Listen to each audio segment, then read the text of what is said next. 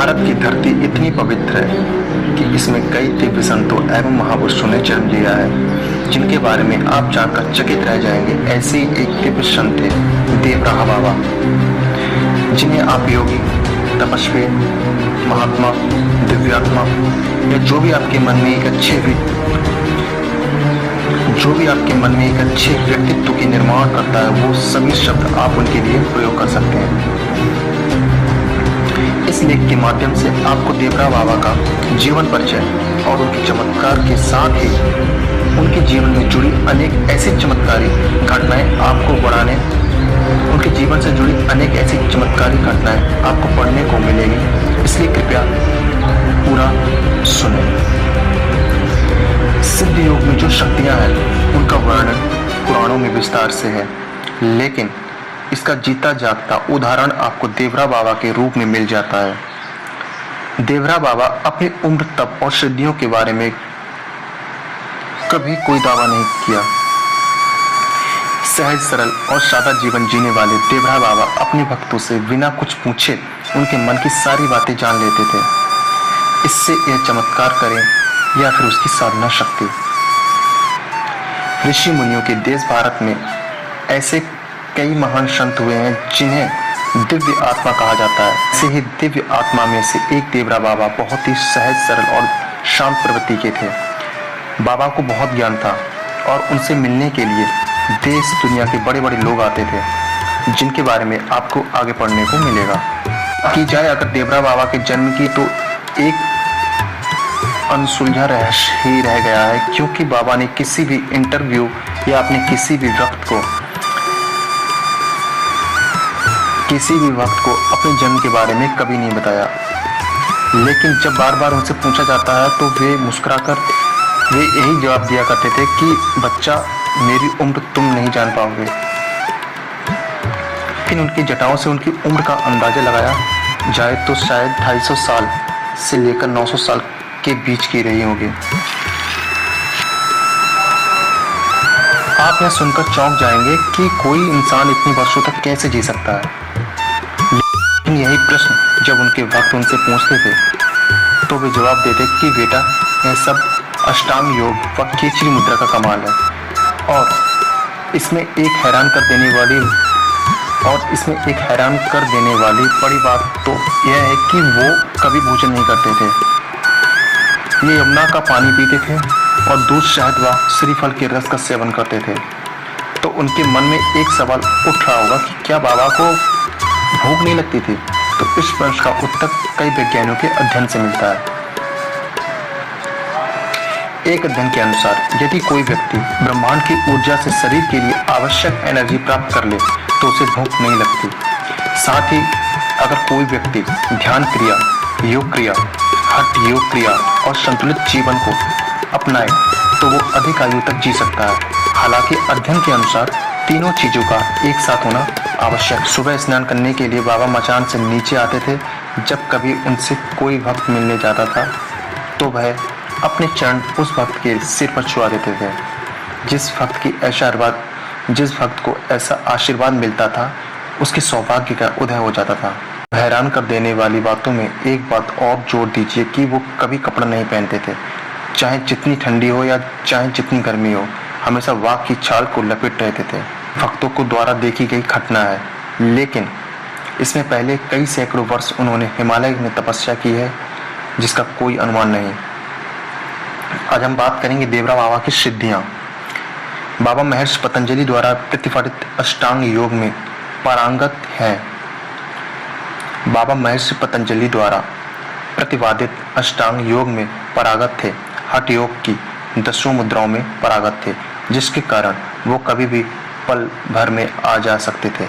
उनके भक्त के द्वारा कहा जाता था कि बाबा एक साथ 2 अलग अलग जगहों पर उपस्थित हो जाते थे। कई सिद्धियां भी प्राप्त थी जो इस प्रकार है, जिसमें एक सिद्धि पानी में बिना सांस रहने की, दूसरी जंगली जानवरों की भाषा समझ लेते थे और खतरनाक जंगली जानवरों को पल भर में काबू कर लेते थे, जो एक सामान्य मनुष्य के वश की बात नहीं है। तीसरी बात यह है कि केचरी मुद्रा में उनको महारत हासिल थी, जिसके कारण बाबा अवागमन करते थे। हालांकि बाबा को किसी भी आते जाते नहीं देखा। केचली मुद्रा से ही बाबा अपनी भूख व उम्र का नियंत्रण करते थे। बाबा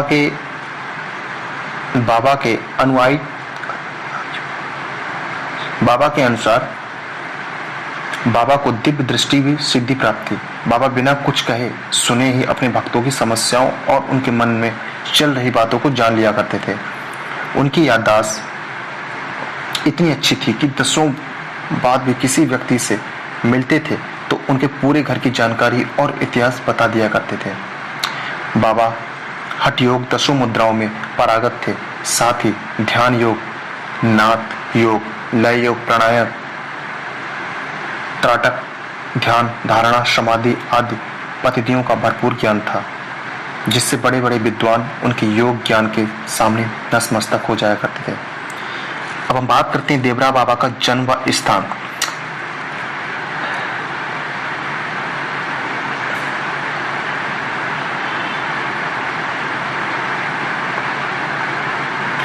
तो उन्होंने अपना निवास स्थल पहले तो उत्तर प्रदेश के देवरिया जिला चुना और उन्होंने जीवन के अंत तक मथुरा में यमुना नदी के किनारे रहे। बाबा उत्तर प्रदेश के देवरिया जिले में सलेमपुर तहसील के माइल गांव में स्थित सरयू नदी के किनारे, जहां भगवान विष्णु ने अपने 7वें अवतार श्री राम का त्याग कर बैकुंठ के लिए प्रस्थान किया था, मचान में निवास करते थे। देवरा बाबा की उम्र, ऊपर की पंक्ति में आपने सुना होगा कि बाबा की उम्र का कोई निश्चित पता नहीं है, लेकिन एक अनुमानित 250 साल से लेकर 900 साल के बीच बाबा की उम्र रही होगी। बाबा की उम्र के विषय में सबसे आश्चर्यजनक तथ्य यह है कि उन्होंने कुछ भक्तों को बताते कि बाबा हमेशा एक जैसे रहे। एक इंसान जो बाबा से कई वर्ष पहले मिलने आया था और वही इंसान कई वर्ष बाद बाबा से मिलने आता था तो देखा बाबा कई साल पहले जैसे थे वैसे आज हैं। उनकी उम्र नहीं बढ़ती थी। देवरा बाबा के प्रवचन। देवरा बाबा भगवान राम के भक्त थे। देवरा बाबा के मुख से हमेशा राम निकलता था। बाबा भक्तों को राम मंत्र की दीक्षा दिया करते थे। उनका कहना था कि एक लकड़ी हृदय को मानो, दूसरा राम नाम पहचानो, राम नाम नित उर पे मारो, ब्रह्मा दिखे संशय ना जानो। देवरा बाबा प्रभु राम और श्री कृष्ण को एक मानते थे और भक्तों को कुष्ठ से मुक्ति के लिए कृष्ण मंत्र भी देते थे। ओम कृष्णाय वासुदेवाय हरे परमात्माने प्रणत कलेश नाशाय गोविंदाय नमो नमः। बाबा का कहना था कि जीवन के पवित्र मनाए बिना ईमानदारी, सच्चाई, सरसता के बिना भगवान नहीं मिलते। इसलिए सबसे पहले अपने जीवन को शुद्ध व पवित्र बनाओ। बाबा वैसे तो कई नियमित प्रवचन नहीं करते थे, लेकिन एक बार तीर्थराज प्रयाग में महाकुंभ के अवसर पर सन 1889 में विश्व हिंदू परिषद के मन से संदेश दिया कि दिव्य भूमि भारत की स्मृति गौरक्षा व गौ सेवा के बिना संभव नहीं होगी। गौ हत्या का कलंक मिटाना अति आवश्यक है। बाबा गौ सेवा व गौरक्षा के पुरजोर समर्थक थे। ऐसे ही उन्होंने श्री राम मंदिर के लिए भविष्यवाणी की थी, जो अंततः सच साबित हुई। देवरा बाबा के भक्त। बात की जाए बाबा के भक्तों की तो देश दुनिया के लाखों ऐसे भक्त हैं जिनका नाम लेना असंभव नहीं, लेकिन कुछ ऐसे भक्त हैं जिनके बारे में आप अच्छी तरह से जानते होंगे। ब्रिटिश शासक जॉर्ज पंचम 1911 में जब भारत आया था तो बाबा से मिलने देवरिया गया था।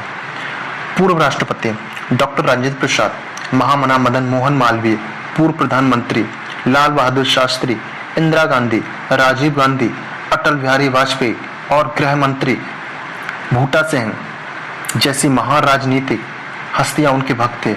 लेकिन इन सब में जो बाबा के सबसे निकट भक्त था उनका नाम था मार्कंडेय महाराज, जिन्होंने बाबा को लगभग 10 साल सेवा की। इसके अतिरिक्त फिल्मी दुनिया की कई नामचीन हस्तियां और बड़े बड़े अधिकारी बाबा से भक्त रहे, जो समय समय पर बाबा से आशीर्वाद लेने जाया करते थे। देवरा बाबा के चमत्कार। बाबा तो हर पल क्षण चमत्कार किया करते थे, लेकिन कुछ प्रसिद्ध चमत्कार आपके लिए प्रस्तुत कर रहा हूं।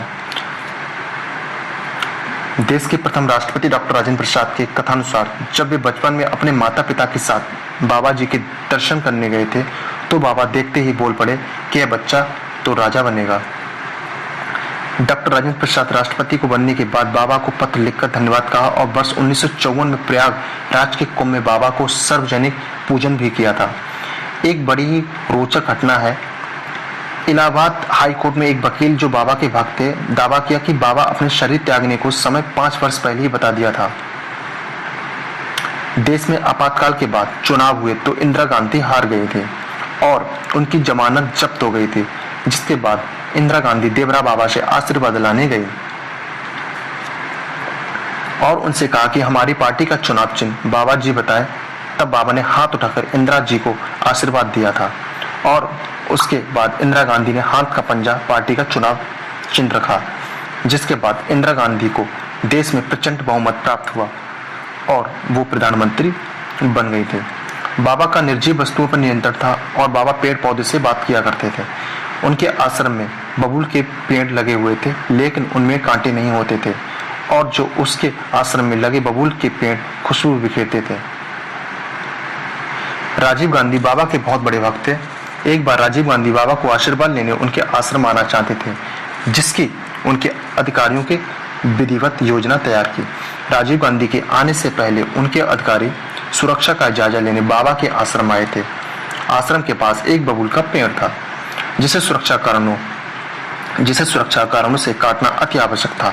जब बाबा को इस बारे में पता चला, उन्होंने अधिकारियों को बुलाया, कहा कि यह मेरा मित्र है, मैं इससे बातें करता हूँ, इसे बेचारे को क्या दोष है जो इसे काटा जा रहा है। इस पेड़ को मत काटो, जाओ तुम्हारे प्रधानमंत्री के द्वारा रद्द हो जाएगा। और यह कहने के कुछ देर बाद ही वहां मौजूद अधिकारियों को सूचना प्राप्त हुई कि प्रधानमंत्री राजीव गांधी के द्वारा रद्द हो गया है। सारे अधिकारियों बाबा को प्रणाम करके वापस चले गए। बाबा का प्रसाद देने का तरीका बहुत ही अचंभित कर देने वाला होता था। जब भी कोई भक्त बाबा को प्रसाद की मांग करता था, तो बाबा अपने मसान पर बैठे बैठे मसान की खाली जगह पर हाथ रखते थे, तो कुछ देर बाद बाबा की मुट्ठी में मिठाई, फल या मेवा आदि अपने आप ही आ जाया करते थे, जिसे बाबा अपने भक्तों में बांट दिया करते थे। अब बात करते हैं हम देवरा बाबा की समाधि। बाबा अपने शारीरिक जीवन के अंतिम दिनों में मथुरा चले गए थे और अंत तक वहीं निवास रहा। बाबा बताते हैं कि संवत 2047 की योगिनी एकादशी यानी 19 जून सन 1990 मंगलवार के दिन अचानक प्रगति ने अपना स्वभाव बदलना शुरू कर दिया था। पशु पक्षी व्याकुल होकर तरह तरह की आवाजें करने लगे। आसमान में काले बादल कुछ इस प्रकार छा गए कि दिन में ही रात हो गई और जोरदार बारिश शुरू होने लगी, क्योंकि अब समय आ गया था कि एक महान योगी और तपस्वी इस मृत्यु लोक से विदा लेकर अपने परमात्मा में लीन हो जाए। और उसी समय योगी राज परमहंस देवराहा बाबा ने चल समाधि ले ली। बाबा ने भले ही अपने शरीर को त्याग कर दिया था, परंतु यह ध्यान रहे कि ऐसे महान तपस्वी अमर होते हैं जो कभी अपने भक्तों को छोड़कर नहीं जाते हैं। वे अपने भक्तों पर अपनी दया दृष्टि हमेशा बनाए रखते हैं, क्योंकि उनके जल समाधि लेने के बाद भी कई भक्तों की बाबा की अनुभूति हुई।